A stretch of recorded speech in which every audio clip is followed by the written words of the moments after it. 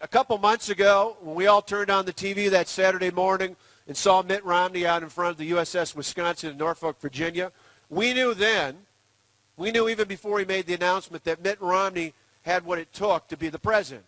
I mean, think about it. This guy had a career in the private sector where he turned failing businesses around and saved thousands of jobs that people have today because of Mitt Romney. We knew a decade ago when he turned the Olympics around that this was a guy who could come in and turn things around for the better and made us proud. And we knew, most importantly, as a governor, he took a state that had a major budget deficit, turned it around without raising taxes in a way that helped the private sector create more jobs in his state. We knew that Mitt Romney had the qualifications and the skill set needed to be the next president of the United States. But on that day, in front of the USS Wisconsin, when he announced the name of his running mate, Paul Ryan, we knew he didn't just have the skills and the qualifications. We knew he had the courage and the passion to be an exceptional president.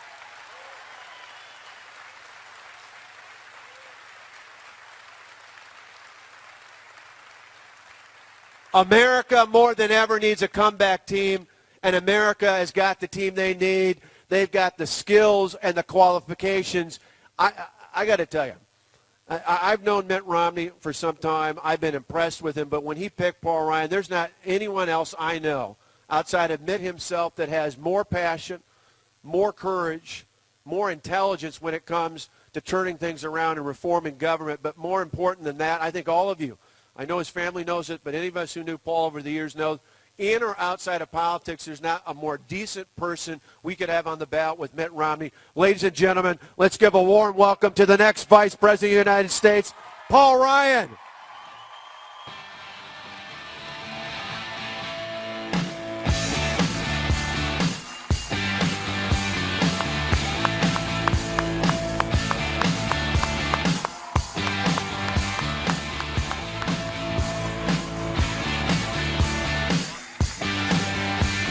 Hey, everybody. Morning, everybody. Hey, Corey, how you doing? Good to see you guys. Hey, guys, how are you doing? Good morning. Have a seat, everybody. I just want people in the back row to be able to see my Green Bay Packer tie. Hey, Dave, how are you doing? Good to see you. Nothing better than going to bed with 6 TDs under Aaron Rodgers' belt, huh? That was an awesome game. I got to tell you, to go down to Texas against a 5-0 team on the road and have that kind of performance, it reminds me of what it's going to look like on November the 6th.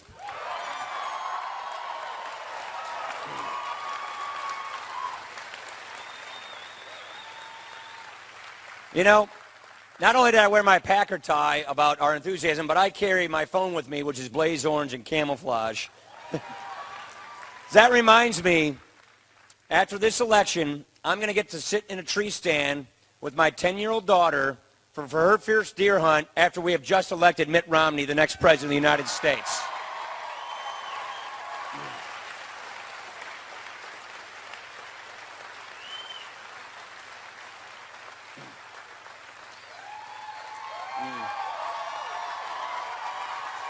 Look at this.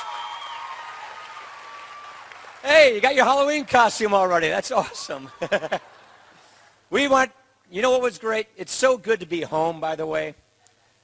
You know, to go to Mass at your own parish, to watch Packers on TV, and we went out and got our kids' costumes yesterday. It is so fantastic to be home. It's great to be here on the road with my brothers, and it is great to be here with my friend, our governor, Scott Walker. Scott, we owe you.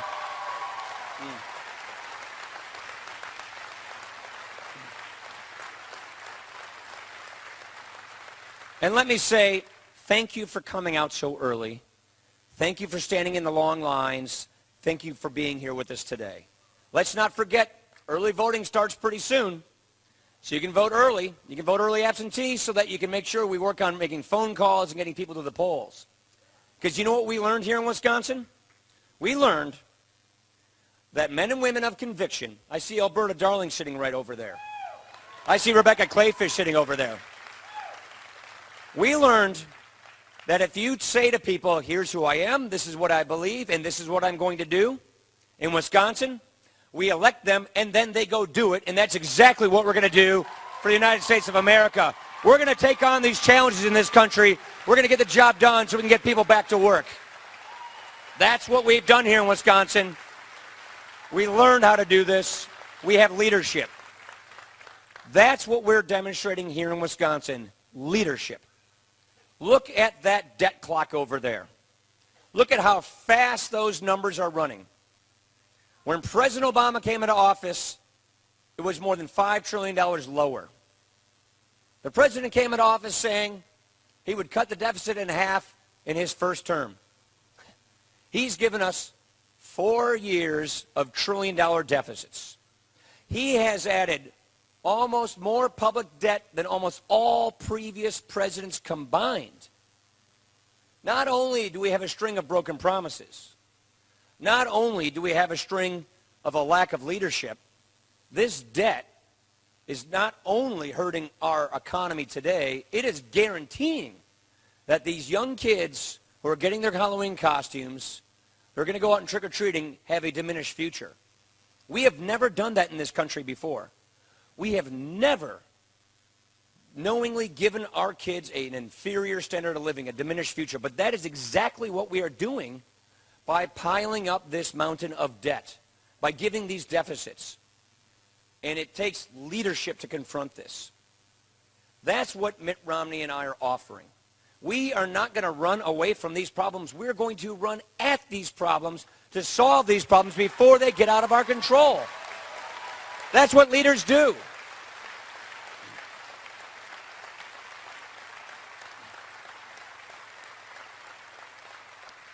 I want to thank Carroll University for hosting us here today. Go Pioneers. But I look at the state of play today. I look at the economy today. I look at the fact that half of all our recent college graduates are either not working in the field that they studied or are working at all. That is unacceptable. 23 million Americans struggling to find work. 15% of Americans living in poverty today. That's the highest rate in a generation. This is not acceptable. This is not what America looks like. We are on the wrong track. And the good news is, if we get ahead of our problems, if we tackle our problems before they tackle us, we can get America back on the right track. And these young kids coming out of school can come into an economy of opportunity, can come to an economy where they can make the most of their lives, because that's the American dream. That's what it's all about.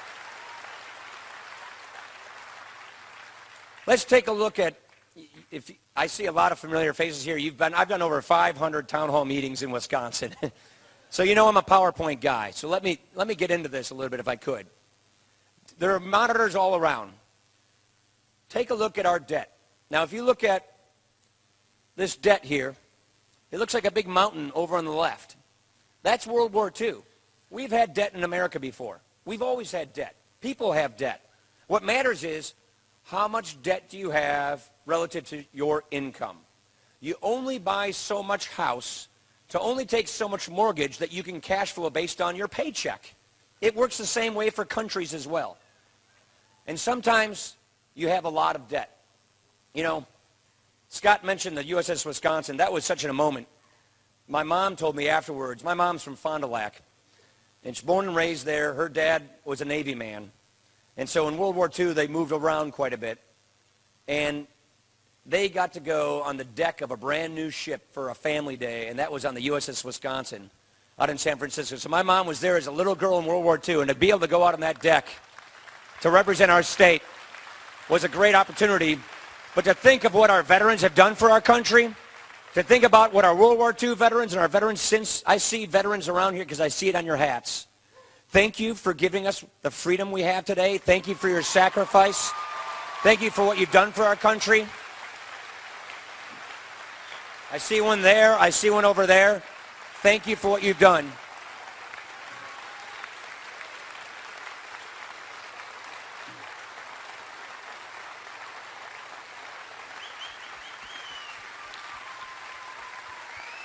Oh.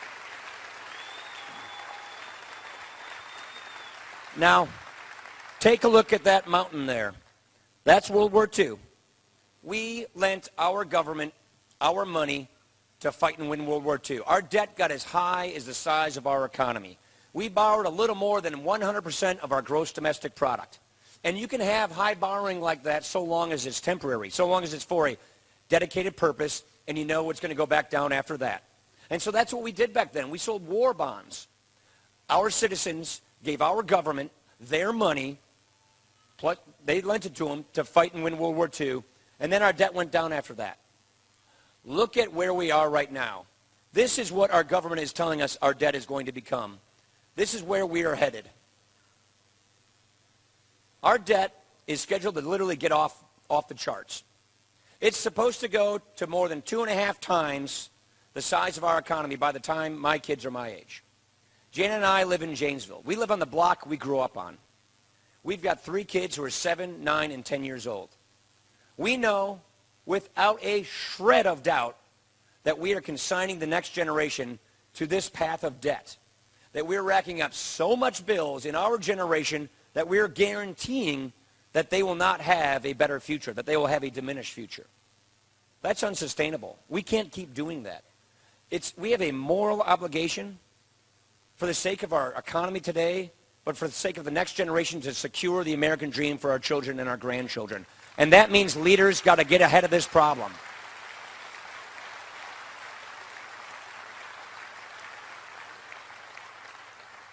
Now, as I mentioned, we've had debt before. And usually we lent it to ourselves. Americans buying treasury bills to lend it to the American government, right? Well, back in 1970, we had a $283 billion debt. 6% of our debt was owned by foreigners, by foreign governments, meaning 94% was owned by Americans. We borrowed more money, the debt got bigger, and by 1990, our debt was $2.4 trillion. That's our public debt. That's how many bonds we have to sell. 19% of our debt was owned by foreign governments. So we still owed a majority of the money we borrowed to ourselves. Well, look at where we are today. Our public debt is so big that its public debt is $11 trillion. Our total debt's over $16 trillion. 48% of the money we borrow is from other countries. Countries like China, number 1. Japan, number 2. What this means is we have to go to other nations to borrow money from them to pay for our government today. We can't keep doing this. We lose our independence. We lose our sovereignty. It's pretty tough to stand up to China when they steal our intellectual property rights, when they subsidize their businesses to unfairly compete against ours, when they're our biggest banker. We need to get this debt under control so that America can be in control of its own destiny and its own financial future so that we can maintain our sovereignty and our own independence. That helps our economy as well.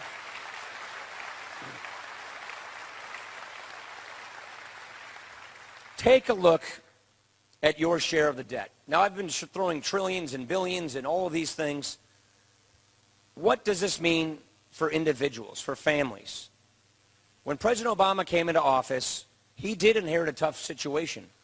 Problem is, he made things worse. Problem is when you see this most predictable crisis ahead of you, a debt crisis, what leaders do is they solve those problems. Here's what the president did. He didn't offer a solution. He waited for others like ourselves to offer ours, and then he just attacks. Then he runs negative campaigns. He distorts. The president has been going around the country lately saying he has a plan. You know, I found that kind of interesting. I attended one of his speeches where he mentioned this plan of his. And he said, I've got a plan to deal with this. We were like, great. He's got a plan. Let's start talking. Let's see his plan. We put ours on the table. Mitt Romney's put a lot of ideas on the table how to fix this problem. That's how you start problem solving. So we called his office, his budget office, and said, hey, can you send us the plan? We'd like to see it. The budget office said, well, they referred us over to the press secretary, and the press secretary sent us a copy of the speech. We asked the Congressional Budget Office, could you analyze the president's new plan to deal with the deficit? They said, it's a speech. We don't estimate speeches. That's the problem. The president gives lots of speeches, but he's not actually putting plans on the table. Leaders lead by putting specifics on the table, by saying, here's how I'm going to solve this problem. not by giving good speeches to make people think he's leading. That's the problem.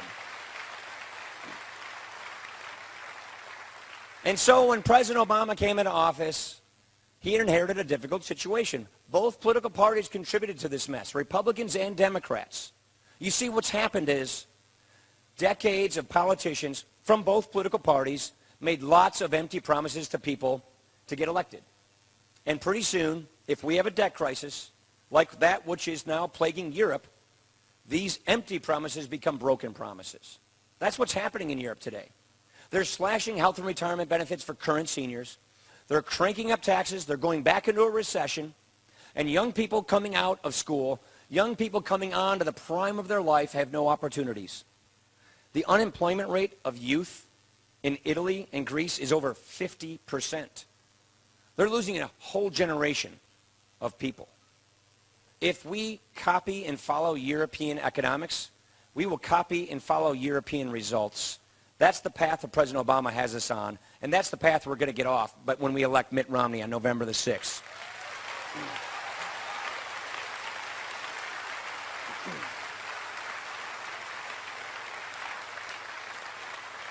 Now, your share, that young person with the elephant costume on, every man, woman, and child's share of the national debt was $36,000 when President Obama came into office. Now, 4 years of failed leadership of empty promises, it's gone up 45%. It's $51,000. That is the share of debt that every single person has. Every child born into this society, into our community, into Wisconsin, starts off 51 grand in the red. That's something we simply cannot afford. We cannot afford to keep piling this debt on to our children and our grandchildren. We can't keep doing this because what it does is it hurts our economy today and it destroys it tomorrow. It says to all those small businesses who create our jobs, today's big deficits is nothing more than tomorrow's big tax increase. It says that because of the Federal Reserve and all their money printing, that we might just have a big inflation problem down the road. It says that we'll have higher interest rates because people like China won't keep lending us their money at such low interest rates if we don't show that we're getting our fiscal situation under control. It hurts jobs today. It destroys jobs tomorrow. And we need to fix this problem before it gets out of our control. Now, I want to thank you for coming out today.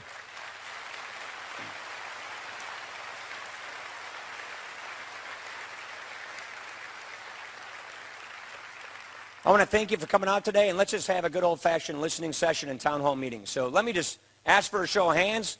We'll go around. We've got people with microphones, so please give me your hands, and let's have a good old-fashioned town hall meeting. And then let's just wait for the microphone. How about this lady over here? And then just wait for the microphone to come to you, and then we'll just move all around.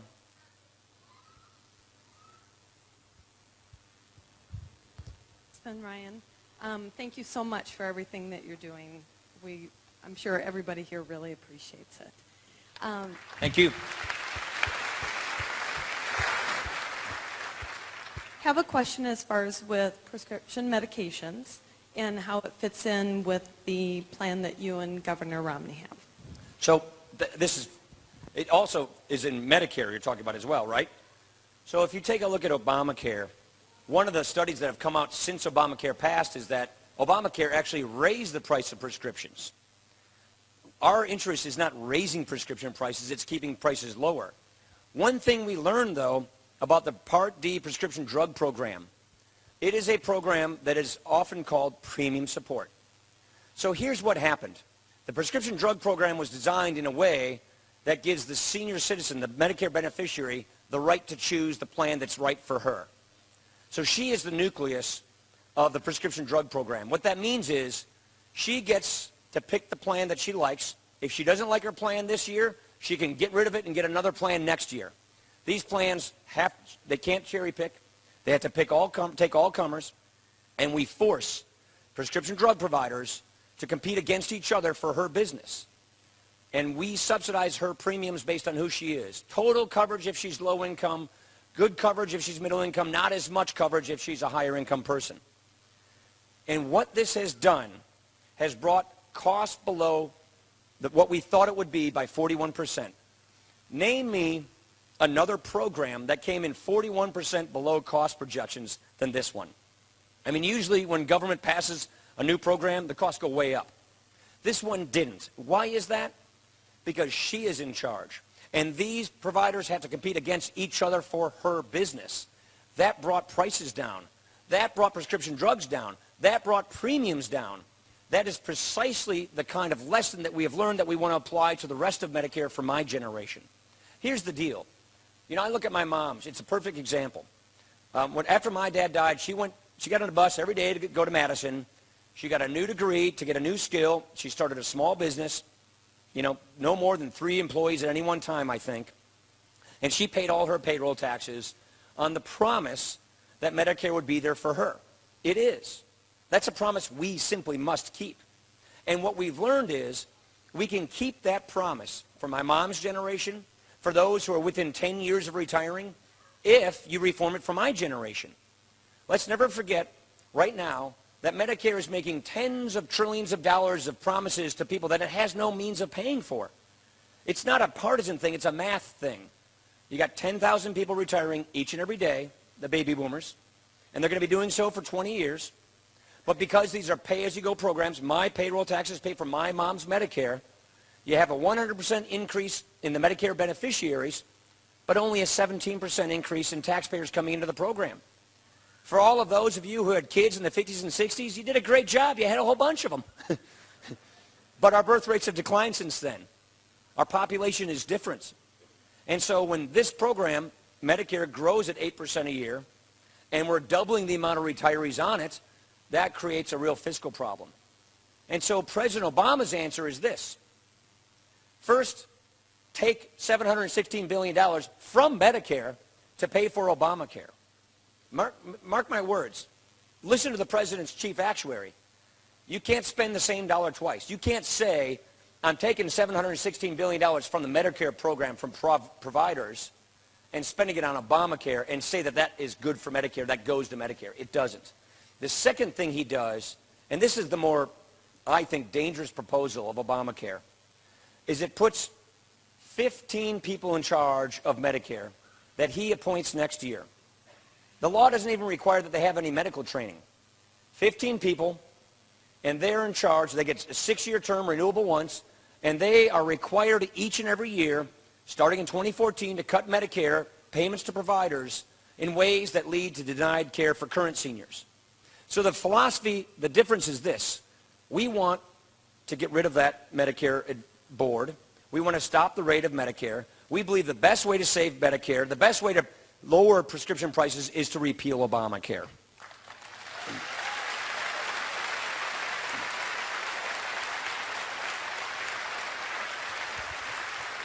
And just what we're proposing is this. It's not unlike the kind of plan I have as a congressman or a federal employee. It works like that prescription drug program. For people 54 and below, when they become Medicare eligible, you get a list of guaranteed choices. Guaranteed plans that are comprehensive, you can't be denied, including traditional Medicare. You pick your plan. They compete against each other for your business, just like we do with the prescription drug program.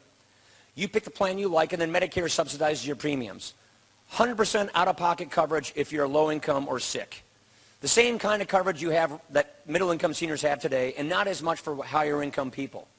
Doing it this way, using choice and competition, putting the patient as the center of the equation, not 15 bureaucrats in Washington, is the best way to save and strengthen Medicare, to prevent it from going bankrupt for my generation, and it's the best way to secure this program with no changes from my mom's generation. That is exactly how we propose not to just fix the prescription issue, but to save Medicare from bankruptcy. Another question.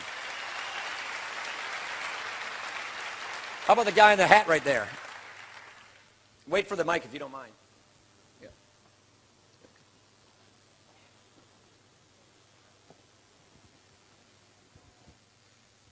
Why are there ballots not getting to our servicemen and women?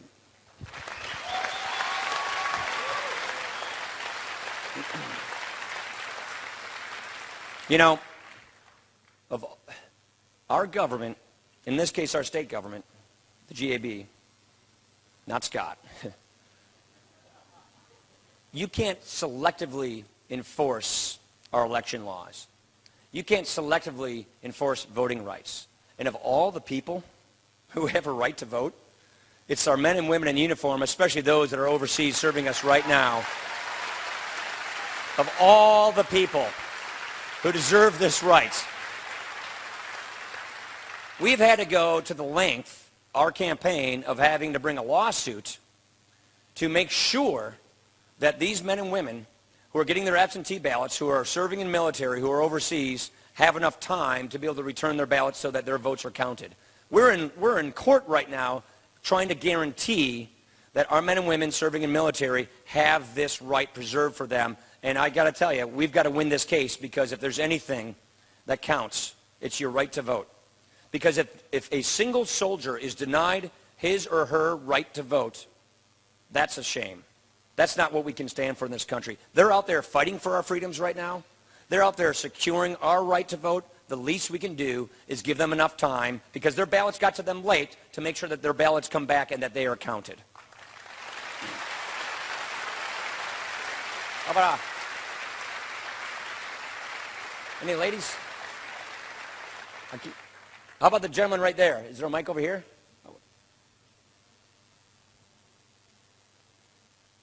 Honor, best of luck to you as our next Vice President. Thank you. There was a time in American history when our country term limited the presidency. Would you and Governor Romney consider a proposal to term limit the members of Congress?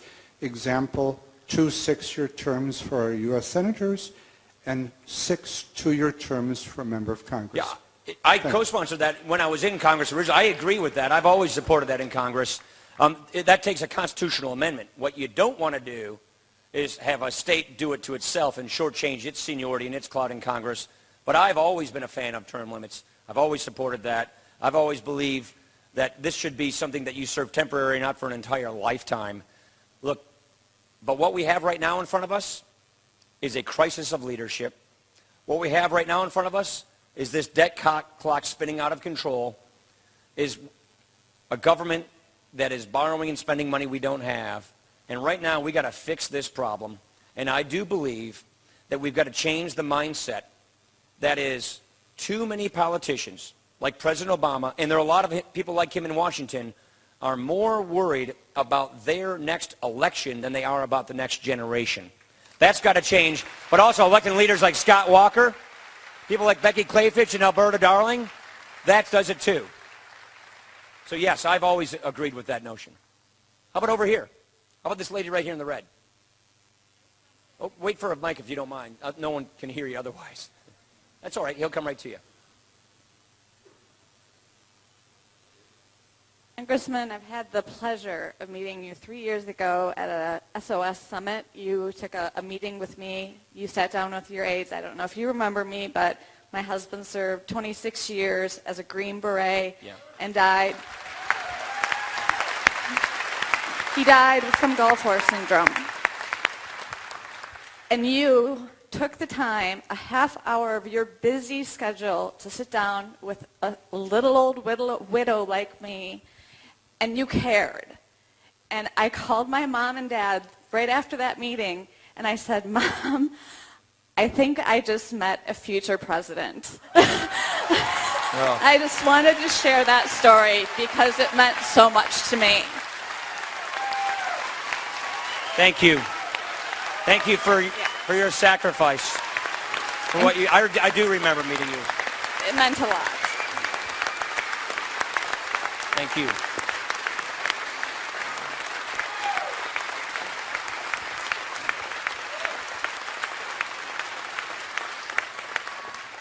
Thank you.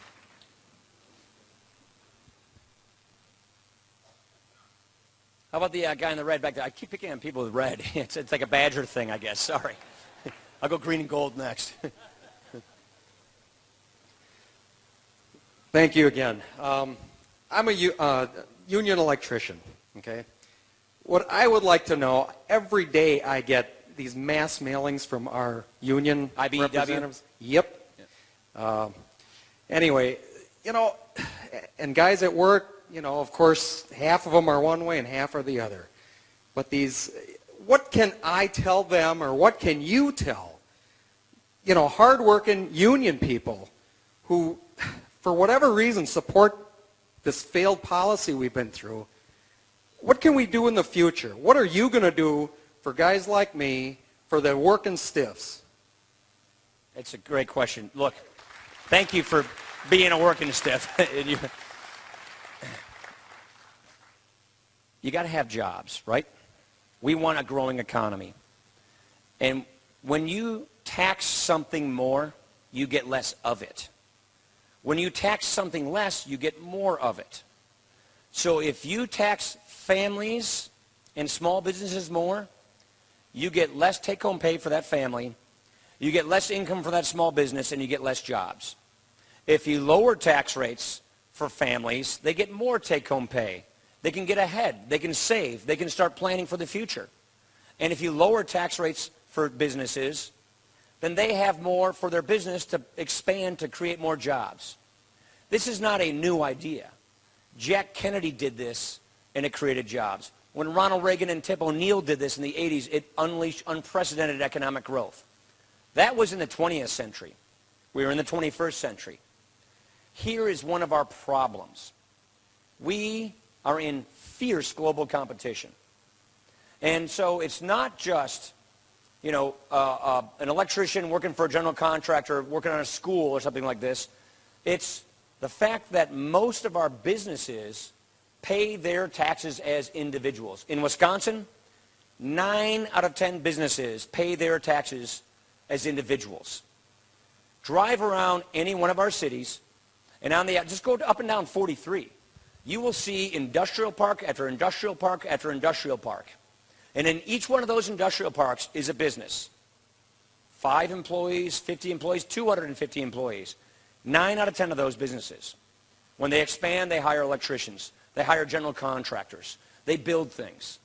They pay their taxes as individuals.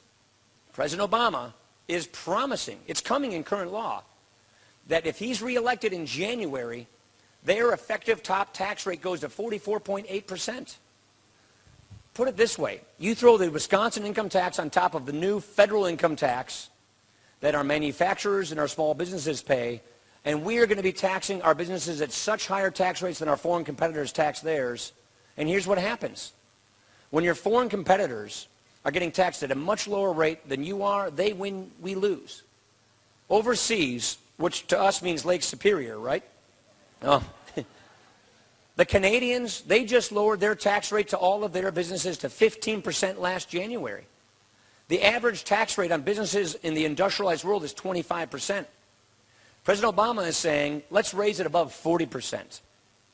What that means is less money for our businesses to expand, but much higher tax rates that kills their ability to compete. This tax increase that he's talking about, it doesn't even pay for 10% of his proposed deficit spending increases. So this notion that we can just tax a few people, he wants you to think it's some Wall Street tycoon or, you know, Ryan Braun or some movie star. It's really the businesses that create our jobs. This tax increase hits over half of small business income. It's 1 million small businesses, and this tax increase is expected to lose us 710,000 jobs. What Mitt and I are proposing is a 5-point plan for stronger economic growth, for a stronger middle class. It starts with championing small businesses, lower tax rates across the board by 20%, and, you know, they keep talking about what loopholes. Look at the top 2 tax bracket payers. They're the ones who get most of the tax write-offs, the most of the loopholes. That means a lot of their income is sheltered from taxation. Take away those tax shelters, more of their income is subject to taxation, which allows us to lower tax rates for everybody across the board, for families, for middle-income families, for successful small businesses. There's enough room to make sure that families have these things that encourage home ownership, charitable giving, health care, and savings. The point is this. We don't have a tax problem in Washington. We have a spending problem in Washington. We got to get our spending under control.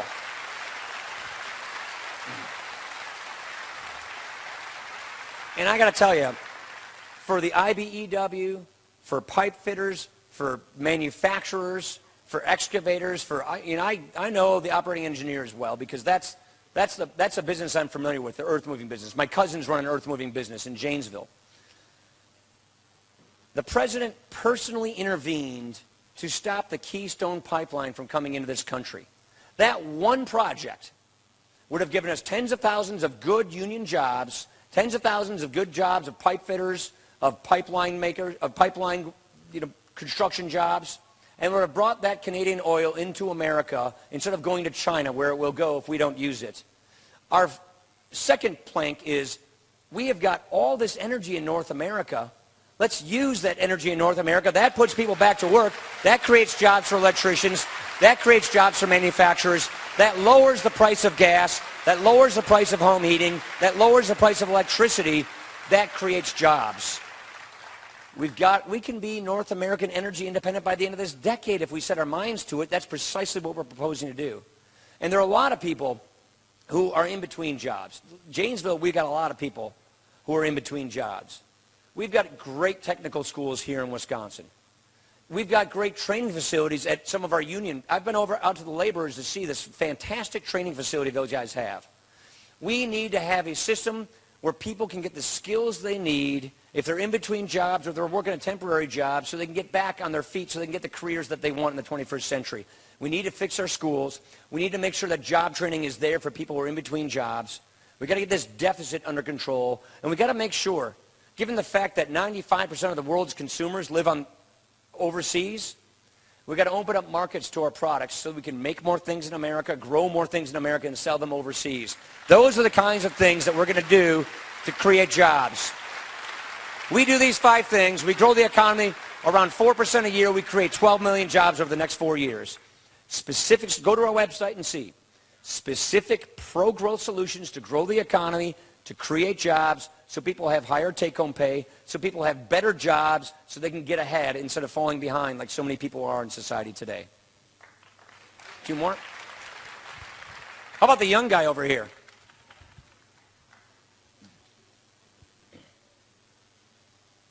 It's neither red nor green or gold.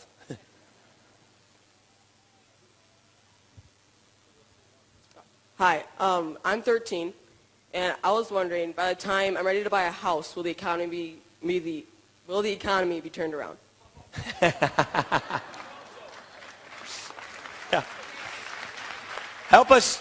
You can knock on doors, you can make phone calls, you can't vote, but the answer is we can turn this around if we put the right leaders in place, if we put the right ideas in place. We can get this economy turned around. You know, I met a guy in Kentucky the other day. He was telling me about his dream was to be able to buy a house for his family. He started a restaurant. It started going well. Then he tried to open a few more.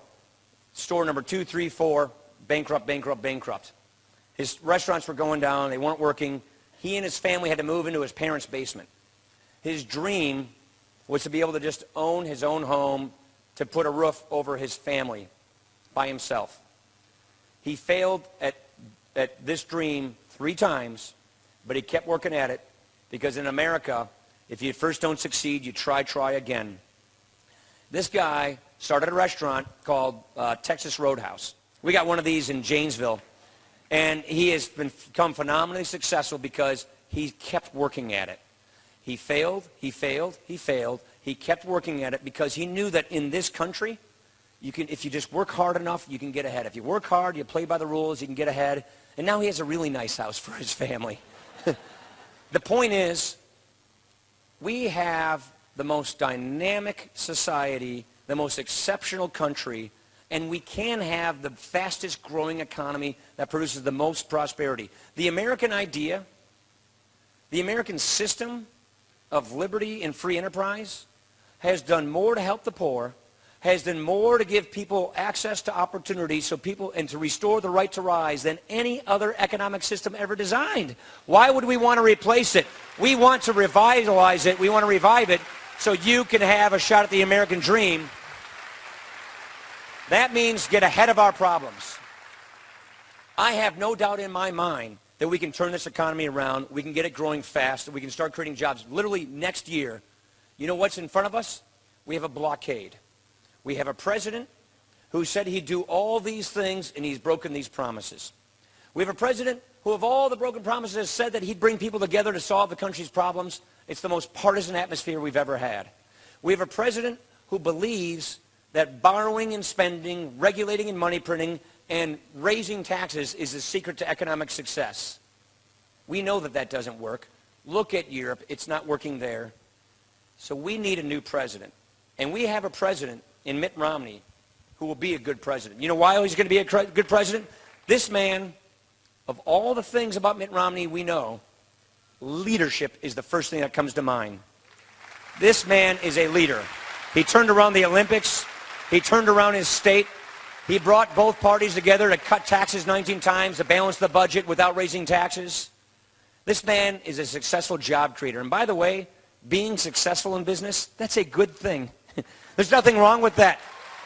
We have a jobs crisis. Wouldn't it be nice to have a job creator in the White House? He helped create tens of thousands of jobs. So the answer is yes. Because you know why I'm so confident to answer your question, yes? Because we're going to win this election. Those 10 electoral votes in Wisconsin are going to go to Mitt Romney.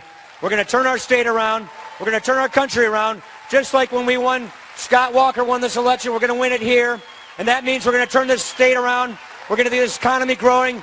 We're going to help people get back in the middle class. And you will be able to buy the house you want because you'll have opportunities to make your life what you want it to be. That's it. You got to wrap it? One more?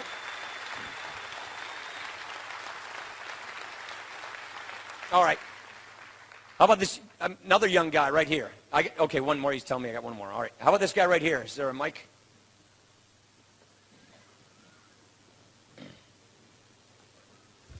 Thank you. I'm a student here at Carroll, and I'll be graduating in 2 years, and when you look at the unemployment rate for college graduates, it's devastating. So what will you and Mitt Romney do to help young adults succeed in this economy? So look at where you are. You're halfway through college. The last 4 years, we have seen public university college tuition go up 25%. That's an incredible inflation rate. You see student loan debt hitting $1 trillion right now. So you're coming out of school with a massive debt. You know, when I came out of school, I worked 3 jobs to live, to pay my loans, but my loans were, they were reasonable. People are coming out of school with a mountain of debt and no opportunities. As I mentioned before, 50% of college graduates today are either not working in the field that they studied or working at all. Right now, we got 5.5 million people who are out of work and stopped looking for work. They just gave up. We don't even count them anymore. They're not even factored into the unemployment rate. If we counted our government, if our government counted the people, those 5.5 million, our unemployment rate would be closer to 11% today. The thing that is so crucial is economic growth. Growth, growth, growth. What does that mean? As I was mentioning to this gentleman in the IBEW, this electrician, that's precisely what our 5-point plan is all about. Energy policy to create jobs, to lower the cost of energy. That stands in stark contrast to President Obama. He's shutting down federal lands. He's over-regulating the new technologies to get oil and gas. He is shutting down permitting in the Outer Continental Shelf. He's shutting down the Keystone Pipeline. He has this national energy tax that he wants to put in place to raise taxes on everyone's energy consumption. That kills jobs. We got to make sure that when you come out of school with the skills that you've learned, that you come into an economy where there are opportunities. That means economic growth. And to grow the economy, lower tax rates, sound regulations, sound money. Get government to live within its means so this debt crisis doesn't haunt us. And if we get ahead of this problem, if America elects real leaders to address this problem, to prevent this debt crisis, to get our budget on the path to balance, to bring our tax rates down, to stop picking winners and losers in Washington like they do in the Obama administration, then we will get ahead of this problem. We will be the port in the storm in the global economy. And that means our economy will grow. You get a job coming out of college if you're coming out in a growing economy. If businesses are expanding and they're taking risks and they're hiring more people. That's the secret to it. It isn't rocket science. It is get this economy growing. That's precisely what we're proposing. And just take a look at Mitt Romney's record. This is a man who knows how businesses work. This is a man whose business for 25 years was turning around struggling companies, was starting tough growing businesses. He created businesses like Staples, Sports Authority, Bright Horizons, Steel Dynamics. He knows what it takes to create jobs. He knows the barriers that are making it harder for small businesses to create jobs. 2/3 of our jobs in America come from small businesses. And right now we have a president that is putting barrier against barrier on top of barrier in front of businesses so that when you come out of school, you're coming into an economy that's barely limping along right now. Because of the president's lack of leadership, we have this fiscal cliff coming, which if it actually happens, the budget crunchers in Washington are telling us we'll have another recession. That's because of a fundamental lack of leadership. Leadership turns this around. Leadership that embraces those great qualities that made America great, that makes our economy grow, means we get back on a path of growth and opportunity. So in 2 years, when you come out of college, you're coming out into a growing economy, and you have a future to look forward to. You don't have a debt that's going to crush your success in the future, and you have an economy that's growing so that you can get an opportunity. That's the secret to success. The secret to growth isn't Washington pick winners and losers. Washington takes more money from your family, from the businesses, and spends it and borrows it. Washington gets out of the way so that you can succeed, so that businesses can grow. We have to have the right rules. We have to have a good regulatory system. We have to have a government that lives within its means. And we have to have a government that respects the fact that if a person has a small business, they built that small business. They're the ones who did the sweating and the toiling and the working hard. They're the ones that built this country. That mindset will be restored on November the 7th. That's what we need to do to help you get an opportunity. Look, I just want to say to everybody, here at home, it's so good to be home, by the way. It's great to see the Packers on a streak, six touchdowns. But we here in Wisconsin, we have an obligation. We are what we call a targeted state. That means we have an obligation, we have a responsibility, and we have a great opportunity. We have shown and we have seen what courage looks like. Look at that man right there, Scott Walker. Look at these state legislators. That's what courage looks like. And in Wisconsin, we have shown that if leaders step up and lead, we as voters have their backs. We haven't dedicated our electoral votes since 1984 to the Republican nominee. It is time we change that. Let's make sure that we win Wisconsin. Let's get out to the polls. Let's get people there. We are on a winning streak here in Wisconsin. Let's keep that winning streak going. Thank you so much, everybody. God bless you all. Let's get this done. Thank you so much, everybody. Really appreciate you coming out today. Thank you.